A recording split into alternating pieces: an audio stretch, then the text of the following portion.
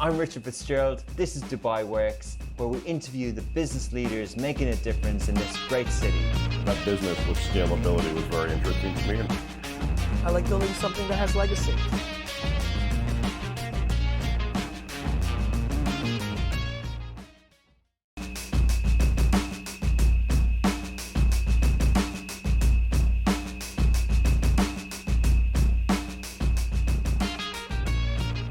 That week flew by. So many things going on. Dubai is so active as usual. I feel like a broken record saying this at the start of the show, but it is.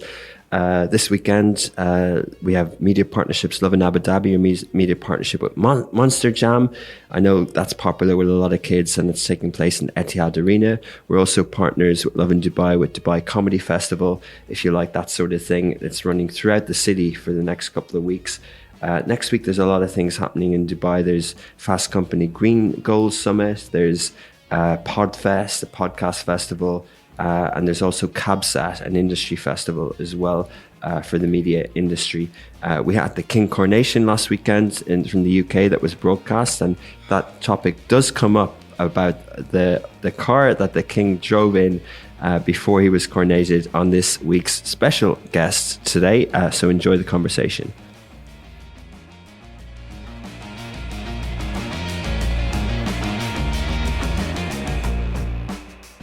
Welcome back to another episode of Dubai Works Business Podcast. With us today is Bruce Robertson. He's the MENAP Managing Director, so Middle East and North Africa for Jaguar Land Rover. They are a multinational automobile manufacturer, I'm sure you're well familiar, who produces luxury vehicles and sports utility vehicles as well. So we're going to talk about everything Jaguar Land Rover today, the automotive industry in Dubai and across the region, and what's in store for the future. Good morning, Bruce. Morning, Richard. Good to be here. Thanks for coming on. Great. So obviously a household name, a well-known company. Can you tell us a little bit about, how would you tell someone who hasn't heard of Jaguar Land Rover what the company is and what it does? Well, I think the history of the company is very important. Everyone knows what a Land Rover is. 1948, the vehicle was introduced into the world and has been synonymous with off-road driving and performance over 75, 80 years. Jaguar is not dissimilar. Started out as Swallow cars many years ago, in the 30s, I think it was, delivered many performance vehicles, ultimate luxury vehicles. But more importantly than that, we're a company that advances technologies. We're a company that is an engineering company, a manufacturing company, all combined into one. And we look forward to the future as well. So a dynamic environment in which we work, whether that is from an engineering perspective, from a driving perspective, or a customer ownership perspective. So really exciting. Yeah, definitely. And, I think, it's such a broad way to talk about it. It was an unfair question, but I'm sure people would love to learn a little bit more about the history and then obviously what the company does today. But, let's just break it down a little bit. So both of the brands, the household names that you mentioned, have different origin stories, and then they sort of came together. Can you walk a little bit through just sort of the macro milestones as you were starting to do there, and to how we got to this group that we are today? Yeah, sure. I mean, we take a step back. Let's look at Jaguar. Started out as Swallow sidecars. In the UK, the manufacturing of vehicles. Many of our plants actually through World War II were used to build Spitfires. So we have a deep heritage in a lot of manufacturing in terms of aluminium. And what's happened over the years is obviously the motor industry has evolved. The vehicles have evolved. Our ownership experience and our client base has changed, and we've grown as the small company in the United Kingdom to a global player now. That's on the Jaguar side of the business. Had a number of different owners, but in, I think, 2008, we came together as one under Tata. On the Land Rover side of the business, we go back to 1948, as I mentioned. The advent of four-wheel drive, for want of a better word, vehicle used throughout the 50s, 60s. And a lot of engineering first in terms of actually off-road driving, in terms of luxury going off-road. And the product development over the years has been from, we've had this tremendous breadth of capability where a car could be used as a fire engine to now a luxury Range Rover that drives the Queen or the King around. So there has been that advent. We've had a number of different owners. I think in the 28 years I've been with the company, we've had 4 different owners. We are currently owned Jaguar Land Rover by Tata, a massive Indian organization, Indian-owned company, and a fantastic company to be part of. A global organization with many hundreds of thousands of workers and hundreds of billions turnover. So a real, a real coming together of two British brands under different international ownership. And I think as the company has grown over the years, our breadth of appeal to customers has been massive as a result of our multicultural orientation to where we manufacture our cars, where they're engineered, and to whom we're appealing. Amazing. And what's the, we mentioned at the top Middle East and North Africa. What's the presence in the region, and also when did it start? Okay. Well, I think the question, when do we start, is a more interesting one. I'm sure if you were to speak to many members of the royal families that we have in the Middle East, many of them will tell you that the only vehicle they ever knew as a child and the only way they could get to different parts of the country was in a Land Rover. And they were driven around town, potentially in a Jaguar. So the history, we have a long history with the Middle East and with North Africa, a very proud one. And I think the foundations on which the business have been built have been driven by what we were able to achieve in the 70s and the 60s. Businesses aren't built overnight. I know the speed of building a business now is significantly greater, but when you're building a brand, and a brand that is synonymous with what we do, it does take a long period of time. And good, strong brands have reputations that are built over time. They're not built overnight. You talk about reliability, you talk about engineering capability. This region has been key to that, and we'll talk a little bit about the investments we've made, how we test our vehicles out here. But to give you some idea, for us, this region is a key part of our business. We stretch from Morocco in the west, so basically an 8.5-hour flight to the west. We go right up into Kazakhstan, Armenia, Uzbekistan, down to Pakistan. So a large area, a large geographical area, very different clientele, very different product offerings in each of the countries. The core business does sit within the GCC. So, and this region is one entity that so you're the managing director of that. And what does that role entail? But basically ensuring that we work very closely with our partners. So yes, I look after the region. I have a very, very strong team, very capable team. And, people for me at the end of the day are what drives success in a business. So I always say my team is fantastic. They are. But more importantly, I think it's the partners we choose in each of the countries that we go into. Our partners generally are very financially stable.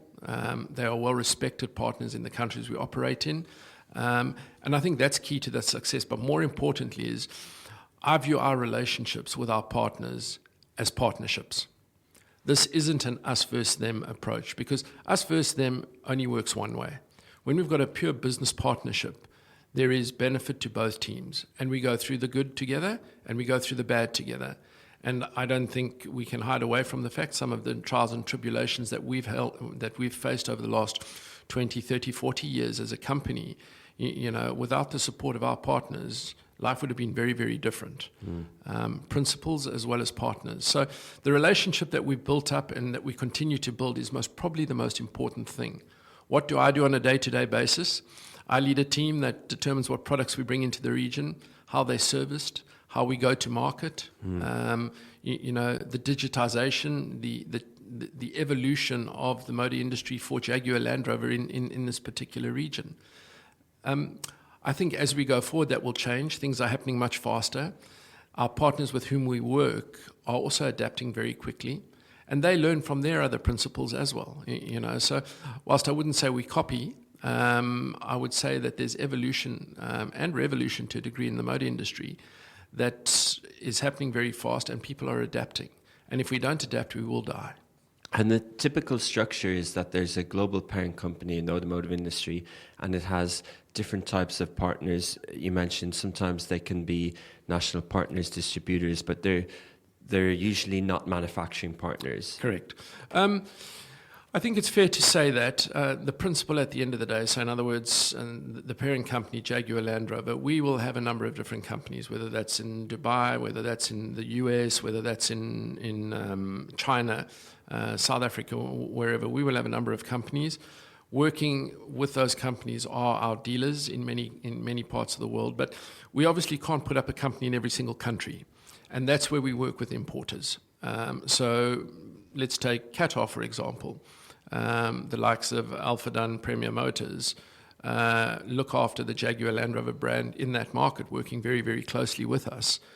We work with them in terms of the investment that they need to make, the facilities that are required, the number of facilities. But ultimately, they are responsible for the success of the brand in that market. We provide product, we advise them in terms of pricing, we provide service, we provide support, marketing, whatever the case is, but they do take the car to the customer, and their relationship is key. In terms of manufacturing, we have in the past had a number of joint ventures around the world, whether that's a joint venture with a partner, where we've gone into, let's say, I use a hypothetical example in Thailand, where we may have used a company to help us build the vehicles under license. It was called semi-knockdown or SKD, or CKD, which is complete knockdown. But generally, we will own our manufacturing facilities, we will operate them, and we operate them in line with what is required within that country, but often with a lot of government, I wouldn't say support, but more a very good relationship with government. A recent example for us is the manufacture of Defender, where we have a plant in Nitra, that is in Slovakia, purpose-built plant, a very close working relationship with the government because you have to. We're a big employer. We will employ most probably 3,000 to 4,000 people at a site like that. And you can imagine the impact that has on the economy. The same in Brazil, the same in India. I was very fortunate to have been in China as things took off, and I was there for 4 years, so from 2010 to 2014, where we built a state-of-the-art plant. That plant now supplies a large proportion of our vehicles that go into China. So we create value, but more importantly, we become an integral part of the whole economy.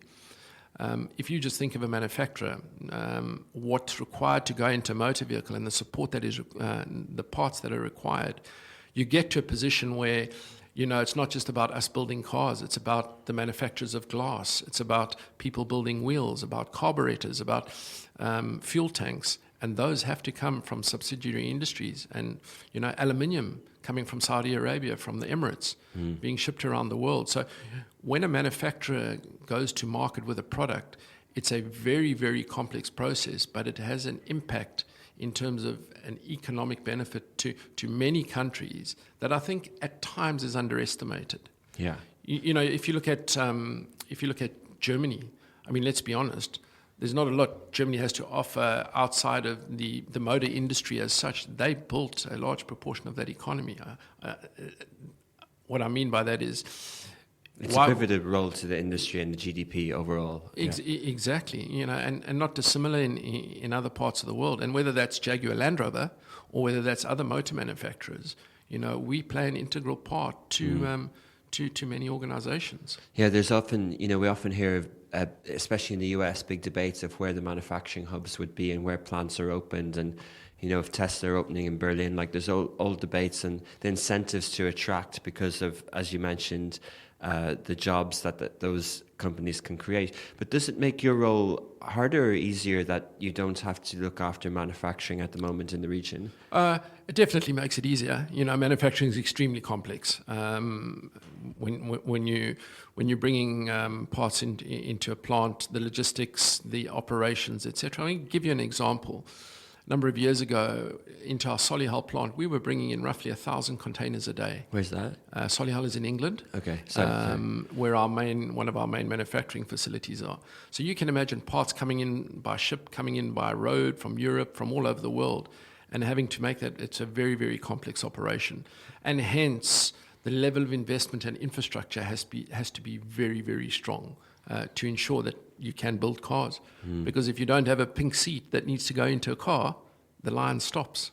And how does but in that sense, you have to trust, and I'm sure you will speak highly of the manufacturers that are owned by Jaguar Land Rover, but you have to trust that they will provide you the vehicle that's obviously of high quality and high spec, but also then localized specs. And without sort of not necessarily talking about the industry overall, but what does Jaguar Land Rover do differently for this region? Well, I think, first of all, one of the key things we do is we engineer our products for this region. We have 5 test centers globally, engineering test centers. One of them is in Dubai. Okay. So we will engineer our vehicles based on the performance out here and the requirements out here. And you purpose-built that in, where is it? So it's in Silicon Oasis. It's a 10,000 square meter facility that we have out there. And what we do is we will bring out what we call engineering mules. We will test them out here, because when you put a car in 70 degrees in the sand in the desert, it's very different to how it reacts to minus 30 in snow in Colorado. Parts react differently. And it's in that environment that we have to engineer our cars, because the last thing we want is a vehicle that is not fit and engineered for purpose. In what sense, I'm a bit naive on this, but how would a part react differently to weather? Well, I mean, you just think about, heat. You get overheating. It's like a simple television or a simple hairdryer, whatever the case is. You can imagine if that overheats, the engine could melt. You might blow a hose because the hose hasn't been tested to the right temperature, to the right pressure. You'll have different water pressures that go through the engine at different temperatures. So we have to make sure the cars are fit for purpose. And the sand that we have here in the desert is different to the sand that is in Arizona. It's very different to the snow in Russia, wherever you might be. And the car is a multi-purpose vehicle. So it has to perform to standards. And that's what we do here. We engineer the vehicles so that they are fit for purpose here. Our colleagues will do the same in the States. They'll do the same in Sweden, And at the end of the day, we make decisions based on what is fit for the product, what is fit for purpose, and what the customer wants. Interesting. Because, often when the customer is looking at specs and the region, they look at the different specs that's available on the model and the year in the Middle East, but they don't consider as such that it could be fundamentally different product that's already built for purpose with the climate and everything in mind. Yeah, well, I'll give you an example of that. In the UK, why would you have cooled seats? Whereas in the Middle East, you get into your car, and on our product, you have the option of cooling your seats.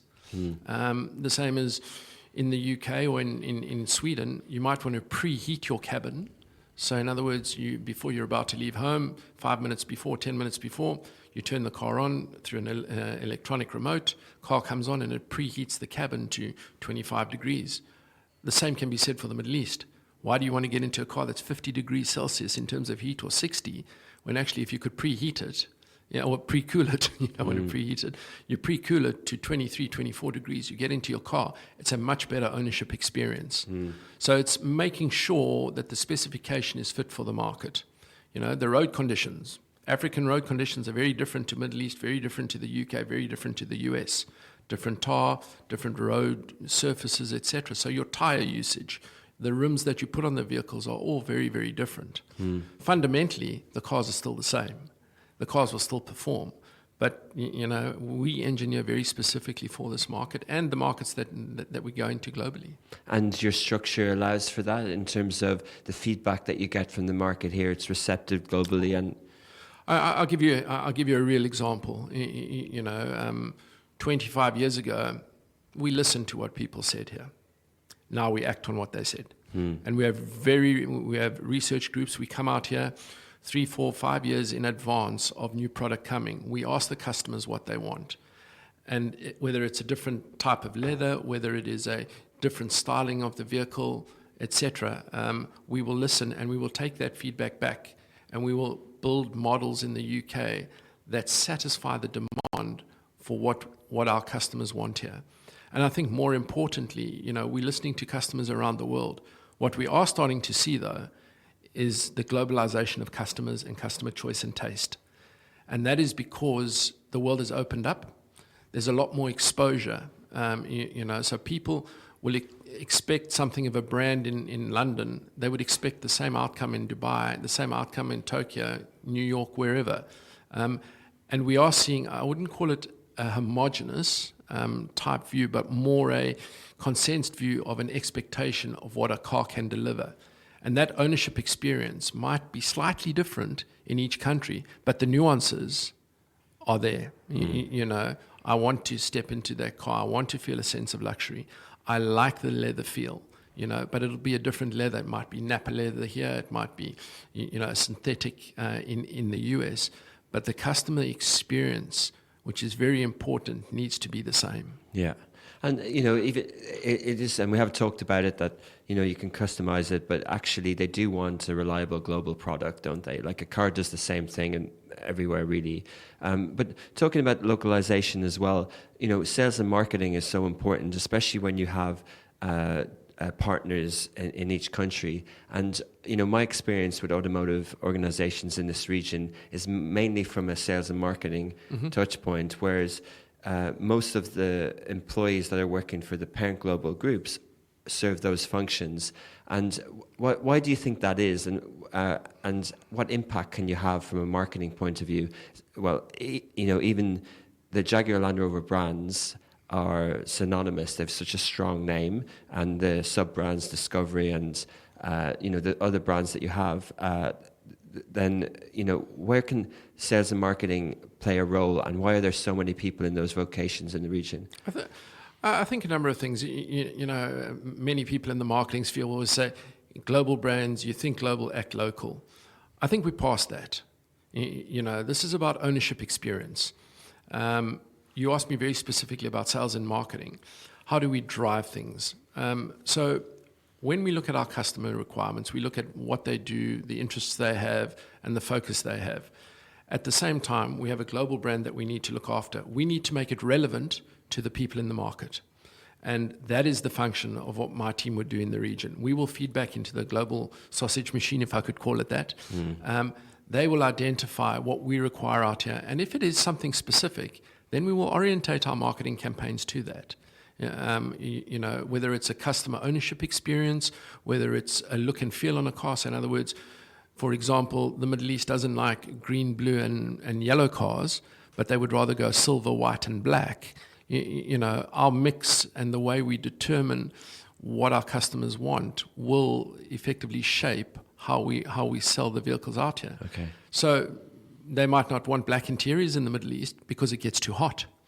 They might go with a lighter interior. So, marketing is beyond just advertising. Marketing is about product, about pricing, it's about promotion, it's about the distribution. We can go on. I mean, the classic, marketing, 4Ps, Philip Kotler, and all those good things. Yeah. But it is a far bigger picture than that. To your point on sales, obviously, price positioning in a marketplace is very, very important. I think Jaguar Land Rover, we always aim to be, we've always been a premium motor manufacturer, and we won't hide away from that. The build of the vehicles, the quality of the vehicles, the materials that go into the vehicles, we are premium. But what we aim to do is ensure that the ownership experience that the customer has through the purchase of the vehicle is perceived as value.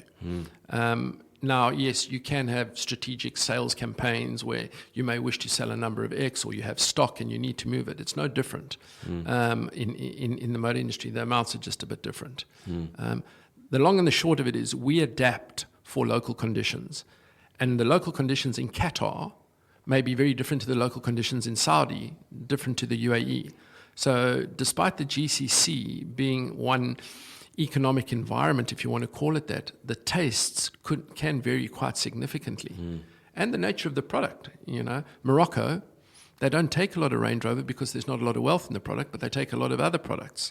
The GCC maybe will take a lot more Range Rover or Jaguar or whatever. So it's about adapting your product mix, firstly into the market, and making sure that the pricing and the promotion is relevant. Yeah. Back to the point I made earlier, about key partners, the distribution is absolutely critical. Yeah. And that ownership experience. Your relationship with Dubai is with which group? Altair Motors. And when did that start? Oh, they've been with us since as long as I've been with the company, in 1989, I think they started. Wow. So they're a very strong partner of ours, and they've done very well with us over the years, but they've been very, very supportive. Great team to work with, and a shout out to them. And this is not an advertising podcast, but I will say this is, in terms of investment, in terms of the professionalism of their approach to going to market, we have a very, very strong partner and a world-renowned partner and a well-respected partner in that space. I would say the one thing I've noticed about the Middle East, and having worked in China, having worked in the UK, in Africa, in Europe for the company, the one thing we learn here is we learn very quickly. We adapt very quickly. And actually, when we adapt, we take a step ahead, because there is the ability of a young populace, a populace that is willing to learn, and a populace that has the financial wherewithal to drive that change.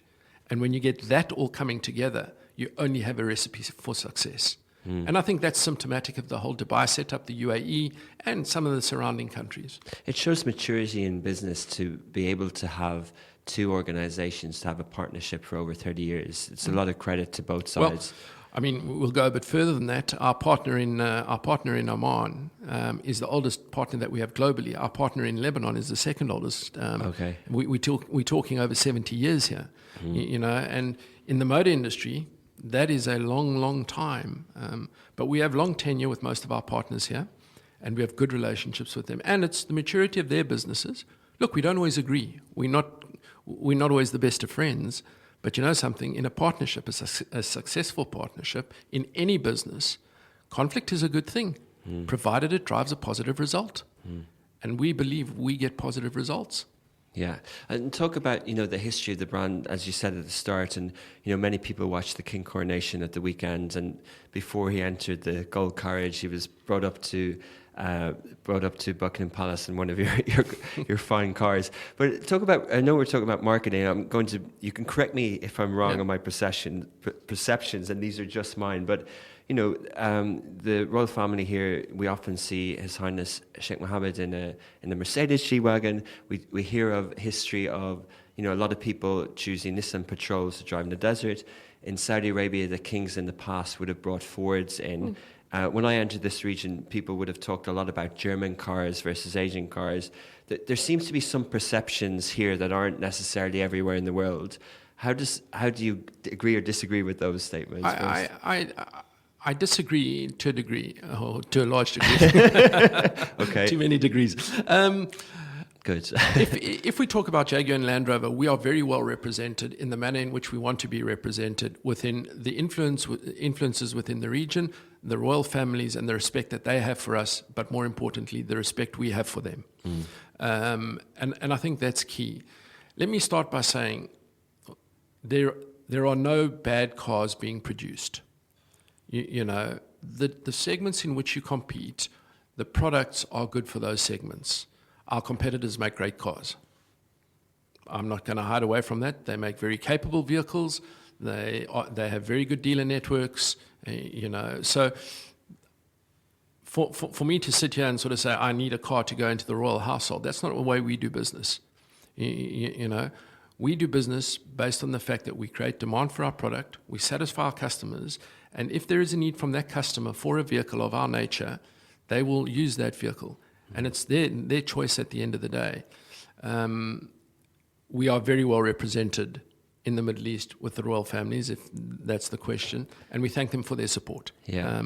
I was really talking about perception, not just at that level, but your brand is so strong globally, and definitely different ways that sort of marketing has evolved with influencers and celebrities, Discovery, and some of those brands that you has really exploded, and I'm sure sales has gone up as well in the last sort of decade or so. And from a price point and from a positioning point of view, we in other sectors, in other industries, like in retail and fashion, we see the values of those holding companies going up and up and up. Is it wise to be positioned to a more affluent customer even when there's macroeconomic challenges going on? Okay, so I think we're down to the turnover is vanity, profit is sanity debate. And there's the old, the core cliche of what are we in business for? Are we in business to be the biggest, or are we in business to effectively drive a shareholder return? And I think as Jaguar Land Rover, we've been quite clear about that in terms of our stated aims and objectives. We have moved away from being a volume manufacturer. We make no bones about that. We are competing in a much smaller segment of the market where profit is key. And We have some financial returns that we have to hit. Our key shareholders, they wouldn't be investing in us if they didn't believe we could do that. So I think to answer your question, this isn't about a mass market scattergun approach. This is about targeting where we compete and where our products compete the best, the segments in which we compete, but more importantly, it's about the level of return. Return for ourselves and for our dealer partners who make huge investments. And at the end of the day, we come back to the customer. The customer has to be comfortable parting with hard-earned money, and the experience they have needs to be seen to be value for money. I could think of nothing worse than spending a fortune on a vehicle and walking away from it thinking, I shouldn't have spent that money. So it's the fulfillment of the promise, the desire. Yes, marketing does change. The focus does change. If we look at the way we work with the media now, gone are the days of multi-million pound press launches, fly the guys business class, put them up in the best hotels, etc., etc. Now, and only motoring journalists. Now we have lifestyle influencers. We work a lot with them, and that's changing, and it's changing very, very fast. Recently, we had the global launch of the Defender 130 in the UAE, in Dubai. Now, for us as a manufacturer to do that is a statement to this country and to the region that Jaguar Land Rover are entrusting the launch of one of their most important products to this country to effectively showcase to the world. Traditionally, we would have bought out motoring journalists, we would have put them up in a nice hotel, go for a nice drive in the desert, thanks for coming. It's about a lifestyle experience now. So we had influencers, we had people who I would not normally have interacted with coming out here, young people, 22, 23 years of age, but who've got 1 million followers, 2 million followers. And their lifestyle approach is very, very different. And that's what we're aiming at. So there's a significant shift in terms of ways to market, ways to marketing, and effectively getting your message out there. Fascinating, and it seems to be working. Or, can you give a top line? How is performance in the region? Is the automotive industry doing well in Dubai at the moment, and what's the outlook like for the year ahead? I think there are 3 things that always drive economic indicators: purchase of houses, purchase of watches, and the purchase of motor vehicles, particularly in this region. I'm being a bit facetious. Yeah. In this region, we're very oil dependent. The economies are very hydrocarbon driven. And that is the basis of it. With the prices where they are at the moment, the economic environment is very, very positive. Where there's positivity, there will be for the motor industry. The last 18 months, 2 years in the industry are fantastic. I will tell you from a Jaguar Land Rover position that our volumes are up basically twofold on where we were 2 years ago. Wow. And I will go so far as to say this, and many of your colleagues have challenged me on this, is how much further can we go? But more importantly is, why have you such long waiting lists? Why is that the case? Why don't you bring more cars? Because actually, we are not a mass market, manufacturer. We create demand for our product, but at the end of the day, we are seeing tremendous growth in our business here. I won't give you the exact percentages because that's proprietary information, but this is one of the fastest growing regions for us as a company globally at the moment. And versus when I arrived here 9 years ago, we're a very, very different organization, as are our partners, who've grown significantly. Demand is good. I just wanted to go back on how you launched that car. What's your view on the presence of motor shows now and what their impact that they have, the importance that they have in the industry? I think. Well, we've seen over the last 5 or 6 years the decline of motor shows. In my opinion, motor shows are things of the past. Okay. There are certain countries where motor shows are still key. China is one. There are a few selling shows around the world, particularly in Europe, even though they've reduced in size and complexity. I think the big issue on a motor show was it was always glitz and glamour.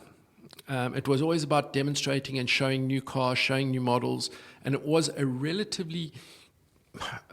an expensive way of getting the message across. But when you bring the world's media all into one space, it's very easy to get a message across. And we didn't have the forms of communication that we've now got.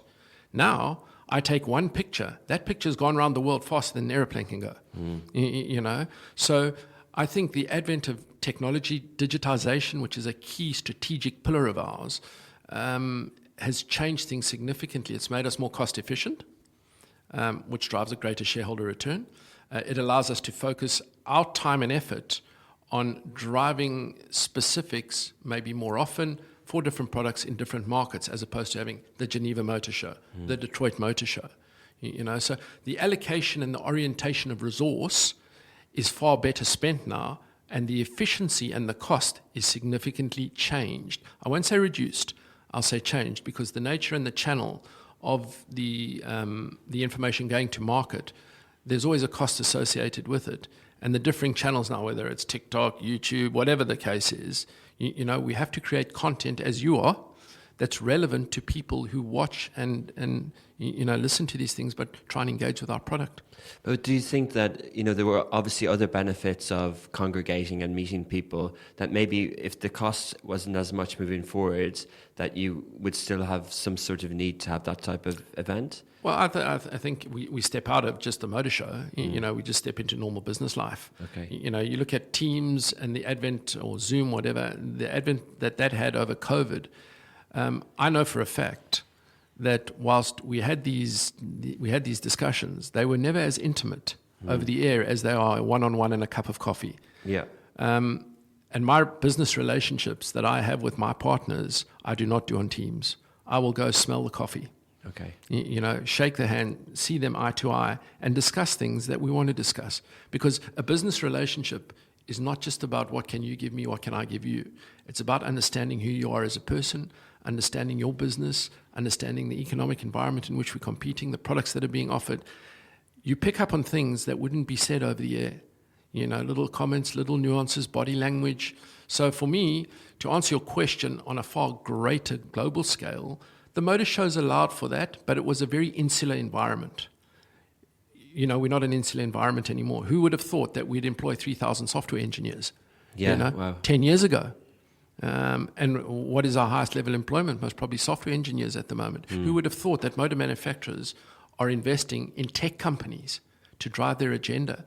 So, those sorts of things have changed significantly. Motor shows are a thing of the past. Wow, good statements. Like the assertiveness of it. Yeah, you mentioned the tech. There's so many things we could talk about. Obviously, it's a wide industry, and I think off air you said it's 9 or 10 different businesses and industries all together, and the transition into tech and the emerging trends of electric vehicles. There's been some numbers in the press recently about the investment that Jaguar Land Rover as a group are making into electric vehicles. Can you talk a bit about that? Yeah, so I think, I know, and everyone knows, the focus on electric vehicles globally, whether you like him or not, driven by Tesla. And I wouldn't say, they lead, but what Tesla did for the industry was he sparked it up. They sparked it up. Terrible pun. But at the end of the day, the whole electrification, the whole carbon neutral environment had to happen, and the motor industry needed to react. It's a massive industry. It's a giant industry. We are behemoths. We go slowly sometimes. We've had to change our view on that. Jaguar Land Rover's perspective on that is by 2025, Jaguar will be an all-electric brand. By 2030, every single one of our Land Rover products will be available in battery electric. By 2039, we will be carbon neutral as a company. Wow, they're aggressive targets. Very aggressive. Wow. That's only 15 years from now. As it is, 100% of our electricity is from renewable energy sources. So electrification is just one aspect of a carbon neutral environment. You think about the processes behind manufacturing vehicle or transportation, that's what we also need to be focusing in. I think the challenge everyone faces when we talk about electrification is infrastructure. People always say electric, but actually what does it take to charge an electric vehicle, and where does that infrastructure come from, and who makes the investment in it? And I think governments that will make the investment in that infrastructure are those governments that are serious about driving zero emissions, about driving a reduction in carbon, and sticking to agreements that are made at COP 26, 27, 28, whatever number we're on. So JLR is very aggressive.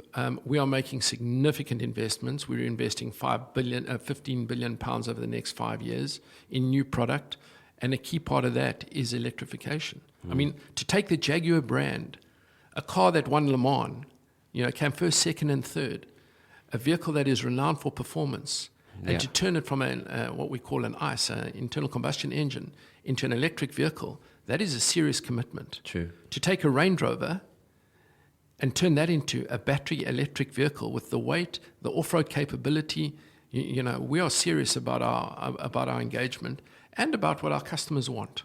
Amazing. And, we didn't talk much about Saudi Arabia. How key a market is that for you? And in line with the last sort of point around electric vehicles, we see other automotive makers doing partnerships around factories over there. Mm-hmm. Do you see, is Saudi Arabia a key market for growth? And then also, do you see any alignment in the future that you could be producing electric vehicles in the region?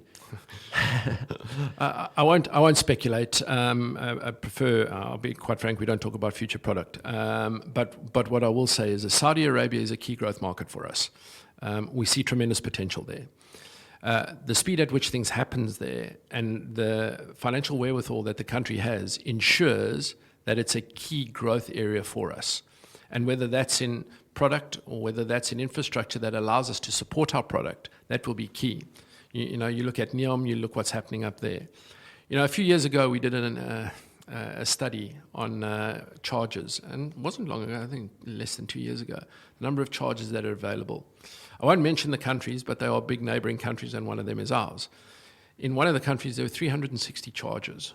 180 of them didn't work. Okay. In another country, there were 6 chargers in one city. That was all. Okay. Electric chargers. So, it's about the infrastructure, about the support that government requires and the commitment that they make. And it is big money, At the same time, there is a level of, responsibility on the manufacturers and battery manufacturers to work together to ensure that the ownership experience of having a battery-driven vehicle is the same, if not better, than an internal combustion engine vehicle. And whether that's in charging times, whether that's in range, and whether that's in performance, it's up to us to make sure that happens. Do we have relationships with battery manufacturers? Yes, we do. We have openly announced that our plant in Wolverhampton in the UK will become our primary propulsion center. So in other words, that's where we will develop our future product in terms of electric vehicles. So batteries being developed, batteries working with partners as we go forward. And being part of Tata allows us that opportunity. A tremendous industrial giant that has the capability to deliver what we need. Okay, so it mightn't necessarily be around electric vehicles. And, the government, especially in the UAE, I was at a press event recently with Uber, and to achieve their targets globally, they feel that they will easily do them here because of the support that they're getting at a government level. So, but I wonder, you've worked in many regions around the world. In China, which is obviously a huge economy and sort of a superpower now, but and we have Saudi Arabia potentially joining BRIC and BRICS now, but typically we would wonder, of the BRIC emerging markets, which of them emerge? Did Brazil and did Russia emerge, and then India has and China has? Do you think that this region will grow beyond the emerging market tag? I think a lot will depend on the success and the wherewithal with which the key countries drive change and social acceptance globally. I don't think we could shy away from the fact that there are negative perceptions of some of the countries in the region. Let's not beat around the bush on that. Do I think there's the financial wherewithal to do it and become key global players? Absolutely. I mean, we are talking Qatar, we are talking Saudi, we're talking the UAE. These are the wealthiest countries in the world, or some of the wealthiest countries in the world. Do they form an integral part of the global economic environment? Very definitely. I mean, why South Africa sits in the BRICS environment, for me, is beyond, and as a South African, I don't understand it. Okay. I look at the success of Saudi, I look at the success of the UAE, Qatar, even Kuwait to a degree. And there's a very high standard of living for the Kuwaiti people. You look at that, and the financial wherewithal within the region must make us the right place for future investment. However, you need to be able to offer something. People won't invest for no reason. And whether that's financial, incentives, whether that's, you turn Dubai into a financial hub, or Saudi's NEOM electric development, whatever the case is, there needs to be reason for investment as opposed to nothing there. And I think that's going to be key to the success of the future. Okay, interesting. And the wider region, sort of North Africa and even, in Pakistan and places like that, do you think that they can, irrespective of your business, just economic outlook, would you be optimistic? Yeah, I am. I mean, you look at Morocco. Morocco has and is developing very quickly. Their growth over the last couple of years has been significantly ahead of most African countries, most European countries in terms of an economic environment. I mean, people will say, you can read growth figures how you want them, but if I use specific examples in that country, the football team. Well, that drives any economy, doesn't it? I think if you look at the specifics within Morocco, their solar, the ability that they have, if they were to build solar farms, could supply Europe in terms of the energy requirements that they need. Wow. They could be selling energy into Europe. The car industry, the motor industry, they already do significant amounts of glass. They manufacture in Morocco. They take parts from Morocco into the cars, into our cars, into our competitors' cars. So it is growing, but they need the investment to grow. And if a country doesn't have the wherewithal to do it and the government to support it, it ain't going to happen. Look at Egypt, one of the most populous countries on the African continent. There is opportunity there. It's just making sure we harness that potential and take it. Yeah, fascinating. We're almost out of time, but I want to go back to something you mentioned, which is a huge number, and I probably should have known it, but 10,000 engineers, that's double what tech companies have. That's double what Snapchat have. It's probably double what Twitter has nowadays. We heard this morning that Elon Musk is now stepping back from CEO of Twitter, but he's still going to be CTO.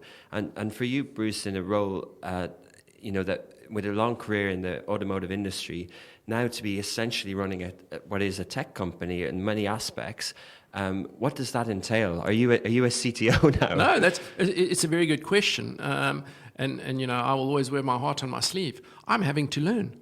I'm having to change my skill set. And the one thing I will say about that is, 30,000 people work at Jaguar Land Rover. One of our stated aims is to ensure that our people are skilled for the future so that we don't make them irrelevant and redundant. And I'm one of those people. You ask me to put a PowerPoint presentation, I can do it. Ask me to get into the intricacies of programming, there's no hope. But what I can do is I can learn and I can understand and I can improve my skill set that will make me relevant to the people I'm working with. It's about respecting how things are changing. Gone are the days of 8 to 5 working in the office. We are changing so fast. Work patterns are changing. People are changing. So to answer your question, does it frighten me for the future? Yes, but it excites me. And it's those people who take the opportunity to better themselves. So whether they're old dinosaurs who've been in the motor industry for 30 years, selling cars and now having to adapt and become IT literate and orientated, that's what we need to be doing. And it's not just about the motor industry. And it's about listening to younger people, understanding the trends. I look at my kids, one finishing university and the other one halfway through. Dad, you need to adapt, and that's the only way business will succeed and the only way people and companies like ours will be around in the future. Well, it sounds like you have the right approach. Thanks for your time this morning, Bruce. Pleasure listening to you. We could have went on for longer. Good. Thank you. Thank you very much.